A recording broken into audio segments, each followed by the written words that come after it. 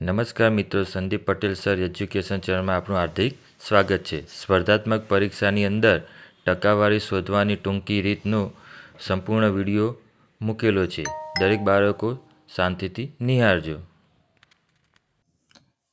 નમસ્કાર મિત્રો, Sandeep Patel sir education ચેનલમાં આપનું હાર્દિક સ્વાગત છે। બાળકો, આજે આપણે ટકાવારી માટે શોર્ટકટ રીત કેવી રીતના દાખલા ગણવા કે જે આપણા પરીક્ષાની અંદર ઉપયોગમાં આવે। તો અહીંયા પ્રથમ નંબરનો દાખલો આપ્યો છે। એક વસ્તુની કિંમત 20% ઘટીને 16 થાય તો તેને કેટલા ટકા ઘટાડો થાય। તો દાખલા તરીકે આપણે વસ્તુની કિંમત 20 રૂપિયા જે 16 રૂપિયા ઘટાડો કરવાનો છે। તો 16 રૂપિયા ઘટાડો થાય તો 4 રૂપિયા ઘટાડો થાય। તો બાળકો, આમાં ટકા શોધવાના હોય તો કેવી રીતે શોધાય? તો ટકા શોધવા માટે આપણે સૂત્ર મૂકીએ, મૂળ કિંમત અને સામે ઘટાડો। તો બાળકો, મૂળ કિંમત કેટલી છે? 20 રૂપિયા અને ઘટાડો 4 રૂપિયા છે। તો ધારો કે આપણી મૂળ કિંમત 100 રૂપિયા હોય તો કેટલા ટકા ઘટાડો થાય? તો એના માટેનું આ સૂત્ર છે। તો આપણે શું કરીશું? પહેલાં ત્રિરાશી, તો 4 ગુણ્યા 100 છેદમાં 20 રૂપિયા મૂળ કિંમત। તો ઉપર નીચે જે છેદ ઉડતા હોય એ ઉડાડી દઈએ, 0 0 જતા રહ્યા, 2 2 એટલે કે 4માં 2 જતા રહે એટલે 2 વધ્યા। તો બાળકો, તો આપણે કેટલા ટકા ઘટાડો થયો? 20% ઘટાડો થયો। તો એની કિંમત કેટલી થાય? તો 100 રૂપિયા કિંમત હતી કે જેમાં 20 રૂપિયા ઘટાડો કરીએ તો 80 રૂપિયા તેની કિંમત થાય। તો આપણો ઘટાડો કેટલો આવ્યો બાળકો? 20% ઘટાડો આવ્યો। એ જ રીતે તેની આપણે ટૂંકી રીત જોઈએ। પરીક્ષાની અંદર આ ટૂંકી રીત ખૂબ જ ઉપયોગમાં આવે છે। દાખલા તરીકેનું સૂત્ર છે વધારો અને ઘટાડો ગુણ્યા 100। કોઈ પણ વસ્તુના ટકા શોધવા તો 100 વડે શોધાય અને છેદમાં મૂળ કિંમત। તો વધારો ઘટાડો, જે ઘટાડો કેટલો થયો બાળકો? 16 રૂપિયા થયો। કેટલા રૂપિયા થયો? 16 રૂપિયા અને ગુણ્યા 100। મૂળ કિંમત કેટલી હતી? 20 રૂપિયા હતી, જે ઘટીને કેટલા થયા બાળકો? 16 રૂપિયા થયા, એટલે કે એની મૂળ કિંમત 20 રૂપિયા હતી। તો હવે ઉપર નીચે આપણે એને 0 0 ઉડાડી દઈએ, 2 હતા તો 5 દુ 10, તો અહીંયા કેટલા વધ્યા? 10માંથી 2 જાય તો 5 વધે। તો આપણો જવાબ 16 ગુણ્યા 5। તો 16 ગુણ્યા 5 કરીએ બાળકો તો કેટલા રૂપિયા થાય? 80 રૂપિયા થાય। એટલે કે આપણી મૂળ કિંમત 100 રૂપિયા હોય અને જે ઘટાડો કરીએ 80 રૂપિયા, તો એટલે કે 20% ઘટાડો થયો કહેવાય। હંમેશા મૂળ કિંમત 100 હોય બરાબર, તો ટકા હંમેશા 100 શોધાય, તો એની ઘટાડાની કિંમતનો ટકાવારી 20% થાય। તો બાળકો, આ રીતે આપણે ઝડપથી દાખલા ગણી શકીએ। તો બાળકો, ટકાવારીની અંદર નફા નુકસાનની અંદર એક બીજો દાખલો છે। આ બધા દાખલા અટપટા હોય છે જે પરીક્ષામાં પૂછાતા હોય છે। તો અહીંયા બીજા નંબર દાખલાની અંદર જો એક દુકાનદાર એક વસ્તુની મૂળ કિંમત પર 20% વધારો કરે છે, પછી એની ઉપર 20% વધારો કર્યા પછી 20% વળતર આપે છે, તો તેને કેટલા ટકા નફો કે નુકસાન થાય? તો બાળકો, એના વિશે આપણે વિસ્તારપૂર્વક જાણીએ, જેની જનરલ રીત જોઈએ અને સામે એની ટૂંકી રીત જોઈએ। તો બાળકો, આપણી મૂળ કિંમત, તો હંમેશા મૂળ કિંમત આપી ના હોય તો એની મૂળ કિંમત ધારી દેવાની, 100 રૂપિયા મૂળ કિંમત થાય બરાબર। 100 રૂપિયાના 20% વધારો, તો 100 રૂપિયાના 20% વધારો કરવાનો હોય તો 100 ગુણ્યા 20 છેદમાં 100, તો 100 100 જતા રહ્યા। તો બાળકો, કેટલા રૂપિયા વધારો કર્યો? 20 રૂપિયા. તો 100 રૂપિયા મૂળ કિંમત હતી, એમાં 20 રૂપિયા વધારો કરીએ તો બાળકો કેટલા રૂપિયા વધારો થયો? એની મૂળ કિંમત 120 રૂપિયા એની વધારાની કિંમત થઈ. હવે જો 120 રૂપિયા ઉપર એ કેટલા ટકા વળતર આપે છે? 20% વળતર આપે છે. તો 120ના 20% વળતર. તો 120ના 20% કરવાના હોય તો 120 ગુણ્યા 20 કરીએ છેદમાં 100. તો 120ના 20% એટલે કે 0 0 જતા રહે. તો કેટલા રહ્યા? 12 દુ 24. તો 24 રૂપિયા શું આપે છે બાળકો? વળતર આપે છે. હવે દાખલા તરીકે આપણી મૂળ કિંમત કેટલી હતી? મૂળ કિંમત 120 રૂપિયા હતી. કેટલી હતી મૂળ કિંમત? 120 રૂપિયા. એમાંથી તે વળતર કેટલું આપે છે? વળતર 24 રૂપિયા આપણને વળતર આપે છે. તો 0માંથી 4 ના જાય તો 2 પાસે દસકો લઈએ તો અહીંયા વધે 1, અહીંયા આવે 10. 10માંથી 4 જાય તો 6. 1માંથી 2 ના જાય તો અહીંયા 1 પાસેથી દસકો લઈએ તો અહીંયા થઈ જશે 11. 11માંથી 2 જાય એટલે 96 રૂપિયા. તો 96 રૂપિયા આપણી વેચાણ કિંમત બની. કેટલી બની? 96 રૂપિયા આપણી વેચાણ કિંમત. તો બાળકો સૌપ્રથમ મૂળ કિંમત કેટલી હતી આપણી? 100 રૂપિયા મૂળ કિંમત હતી.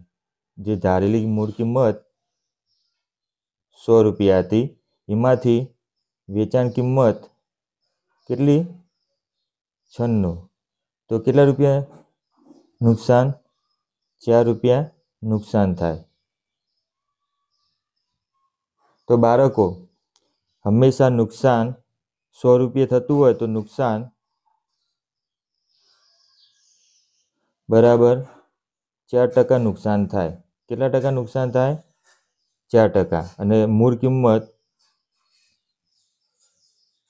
100 હોય તો 100 પર 4% નુકસાન થાય. તો બાળકો આપણે લાંબી રીત જોઈ. હવે આપણે એની ટૂંકી રીત જોઈએ કે જેની અંદર વળતર અને વધારો બંને સરખો હોય, આ વળતર અને વધારો બંને સરખો હોય ત્યારે આ ટૂંકી રીત ઉપયોગ કરવી. તો એનું સૂત્ર છે બાળકો, વધારો અને વળતર સરખા માટે. વધારો અને વળતર સરખું હોય એના માટે આ સૂત્રનો ઉપયોગ કરો. તો એના સૂત્રનો ઉપયોગ થાય છે બાળકો x² છેદમાં 100. તો બાળકો અને ટકા સાઈડમાં.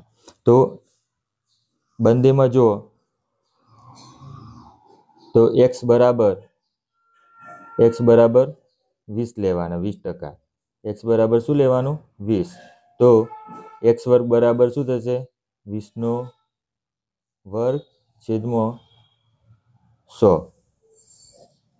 તો 20નો વર્ગ તો કેટલા થાય બાળકો? 20નો વર્ગ 400 છેદમાં 100. તો બાળકો ઉપર નીચે 0 જતી રહે તો શું વધ્યા? 4. તો આ 4% એ આપણું શું કહેવાય? નુકસાન. તો બાળકો આ 4% એ આપણું નુકસાન કહેવાય. તો આપણે આ રીતે વધારો અને ઘટાડો જો સરખો હોય તો આપણે આ સૂત્રનો ઉપયોગ કરી શકીએ. આ સૂત્ર પરીક્ષાની અંદર ખૂબ જ ઉપયોગમાં આવે છે.